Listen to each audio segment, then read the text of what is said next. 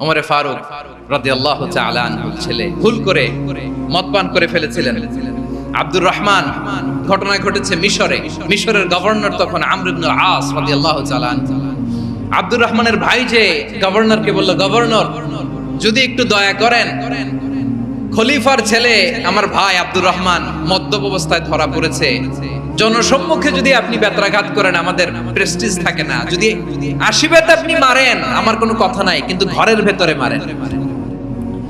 আব্দুর রহমানের ভাইয়ের সুপারিশ শুনে সাইয়েদনা আমর ইবনে আস রাদিয়াল্লাহু তাআলা আনহু রাজি হয়ে গেলেন। ঘরের ভেতরে লোক চক্ষুর আড়ালে আশীর্বাদ তিনি মানলেন।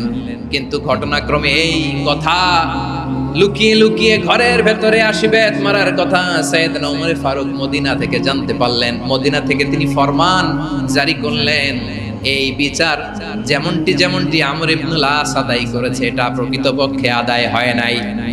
আসো সবাই মদিনায় আসো, আমর ইবনে আস মদিনায় আসো, আব্দুর রহমানও আসো, সবাই আসো, জনসম্মুখে এই বিচার কার্যকর করতে হবে।